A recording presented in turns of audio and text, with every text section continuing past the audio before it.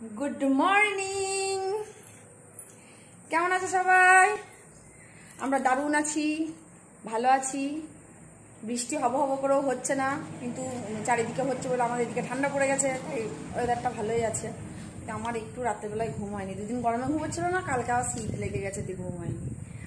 আর এখন আমরা খাবো চা, এই যে গ্রিন টি খাবো। খেয়ে আজকে আমার আর একটা বাড়ি আছে, তোমাদেরকে দেখাবো। একটা বাড়ি দুটো বাড়ি দেখেছো, আর একটা বাড়ি আছে, সেটা আজকে দেখাবো। ঠিক আছে, চাটা খেয়ে নিই, তারপরে আবার দেখা হচ্ছে।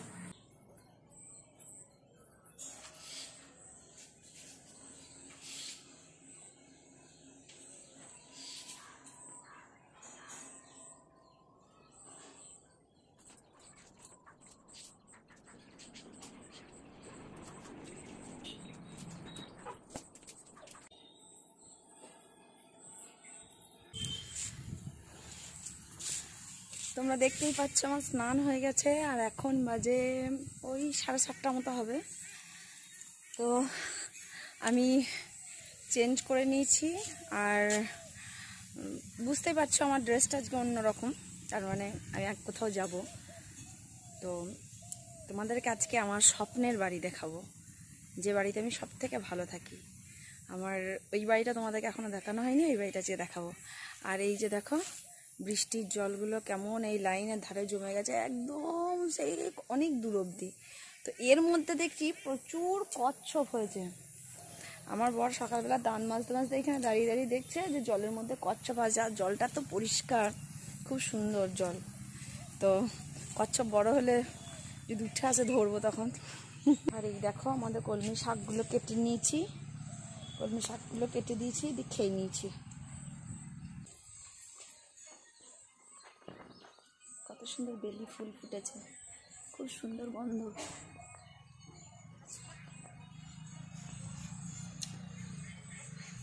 জিনিয়াগুলো খুব সুন্দর হয়ে গেছে।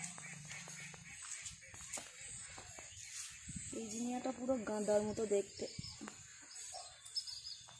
কাঠটা গোল, এটা গন্ধরাজ, প্রচুর পরিমাণে গন্ধরাজ ফোটে এটাতে। আমাদের ও বাড়িতে বেশি ফুলের ভ্যারাইটি। এই দেখো হাঁসগুলো সকাল থেকে প্যাক প্যাক প্যাক প্যাক করে মাথা খারাপ করে দিলাম, সারাদিন শুধু প্যাক প্যাক করা। তো চলো আমি এবার খেয়ে দিয়ে রেডি হব, ভাত আর আলু ভাজা খাবো টিফিনে। ভাত আলু ভাজা খেয়ে বেরিয়ে যাব। তো তোমরা আমার সঙ্গে থাকো। আজকে আমি আমার বরকে বলেছিলাম আলুটা কাটো, তো আজকে আমার কি সৌভাগ্য, আলু কাটতে বলেছি, আলু ভাজতে লেগেছে। সবসময় খালি গায়ে ওকে তো দেখানো যায় না, না ভেঙে যাবে। তো আমি খেয়ে দিয়ে রেডি হয়ে আবার তোমাদের সঙ্গে দেখা করছি। আমি এখন রেডি হব, কিন্তু কারেন্ট নেই, এতটা গরম লাগছে আমাকে, কারেন্ট নেই। আর সেই জন্য এখন বসে আছি চুপ করে, কারণ স্নান করে একটু গরম বেশিই লাগে, আর তারপরে কাজকর্ম করে। আর একজন দেখো কেমন ঘুম দিচ্ছে এখন অবধি।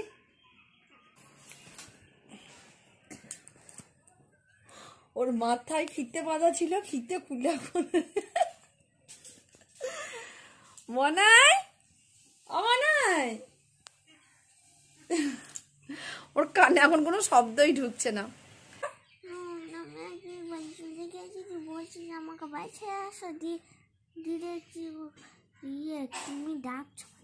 ও বাবা, ও স্বপ্ন দেখছে এখন শুয়ে শুয়ে। দেখো মাথার ফিতে খুলে দেখো ভোলে বাবা হয়ে গেছে। ও স্বপ্ন দেখছে, মা মা আমি কার বাড়ি চলে গেছি।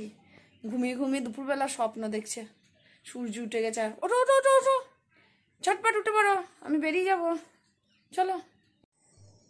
তো এখন বাজে 9টা, আর আমি খেয়ে দে রেডি। এবার প্রোটেকশন নিতে হবে, বাইরে বেরোবো যেহেতু। হেলমেট কোথায় মনে হয়? কোনটা কোনটা?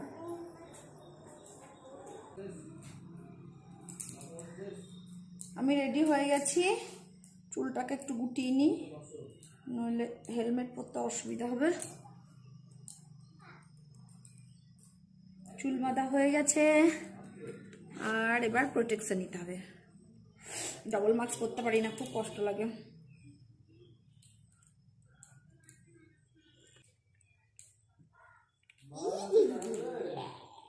চিনতে পারছো আমাকে?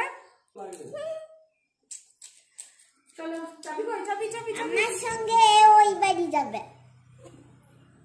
চাবি কোথায়? চাবি কি যাবে আমার সঙ্গে?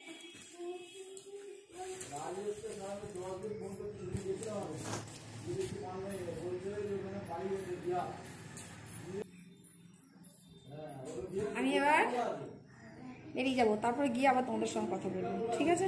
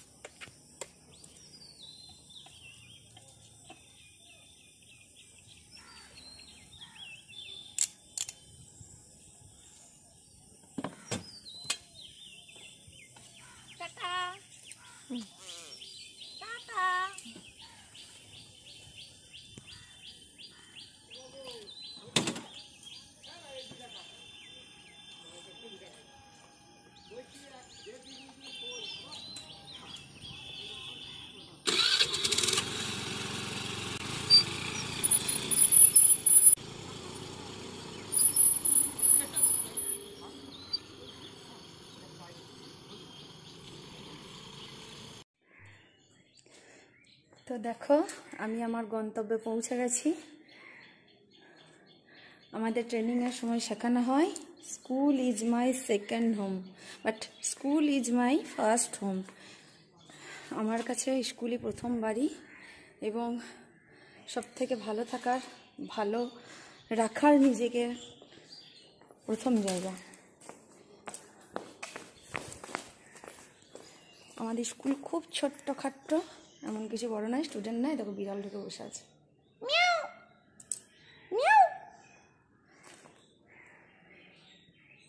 স্টুডেন্ট না থাকলে স্কুলকে কতটা নিঝুম, নিস্তব্ধ, মৃত্যুপুরীর মতো লাগে, এটাই তার প্রমাণ। এটা আমার গাড়ি, যে আমার মেয়ের নাম লেখা। খুব ছোট্ট মতো আমাদের স্কুলটা, খুবই অল্প জায়গার মধ্যে।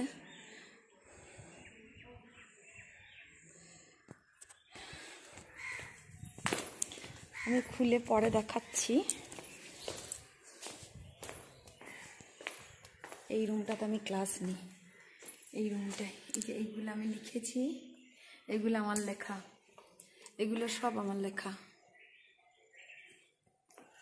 এগুলো আমার বাবার লেখা, এগুলো আমার বাবা লিখেছে, আর এইগুলো আমি লিখেছি। এটা আমার লেখা, প্রচুর লেখা আছে এরকম।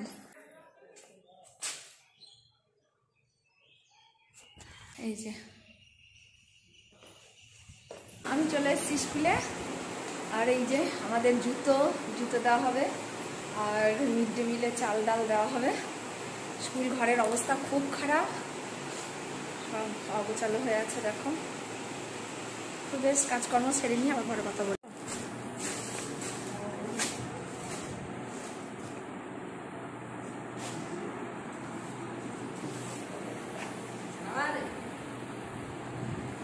কি অবস্থা, দোকানদার, হাবল দোকানদার। দূরত্ব বজায় রাখুন, দূরত্ব বজায় রাখুন। তুই কেন এসেছিস? হ্যাঁ, জুতো দেবে সেদিন আসবে, আজ কেন এসেছিস?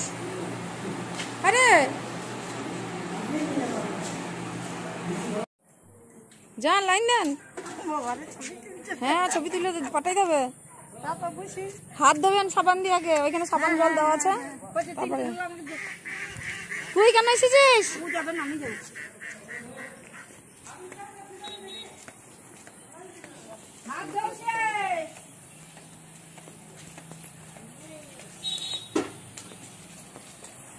তুই যাবি না?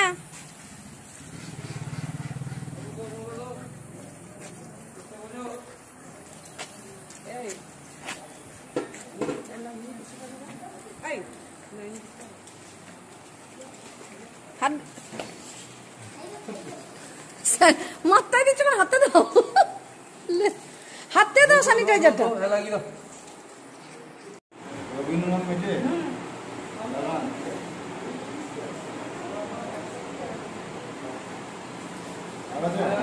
তিনজনের জায়গা জুড়ে টিম মেরে দিলেন, তাহলে হবে?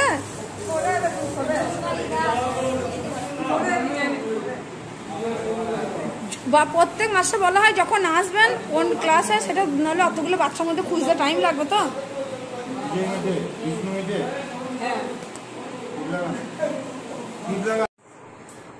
আর আমি সব কাজ কমপ্লিট করে বাড়ি চলে এলাম। উফ, ঘেমে গেছি পুরো। আমার গাড়িটা ভরা হয়নি, ভরতে পারছি না, তো খিটিমিটি আমাদের ঢোকানো যে বাইরে পড়ে আছে রোদে। তো কেমন দেখলে আমার, মানে আমাদের ভাষায় হচ্ছে ফার্স্ট সেকেন্ড হোম, বাট আমার কাছে ওটাই ফার্স্ট হোম। আমার দিনের ভাইটাল টাইমটা ওখানে কাটে। এখন এই প্যান্ডেমিক সিচুয়েশনে ব্যাপারটা আলাদা হয়ে গেছে, কিন্তু আমার মানে আমাদের যেটা সব থেকে 10টা 5টা যে ভাইটাল সময়, সেটা সব মানে স্কুলেই কাটে।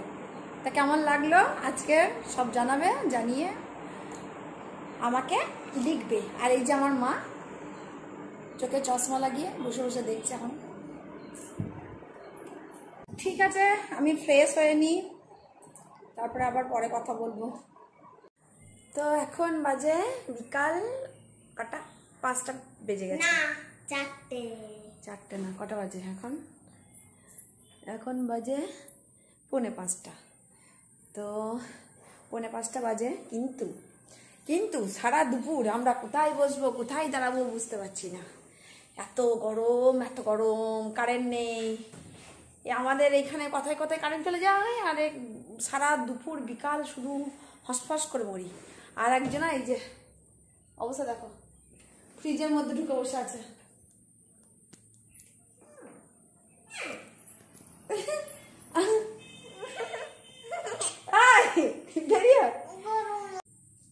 এক্ষুনি বৃষ্টি আসবে, তবে আসবে না, কারণ প্রতিদিনই এরকম মেঘ ডাকে, দরজায় গরজায়, বাট বর্ষাই না।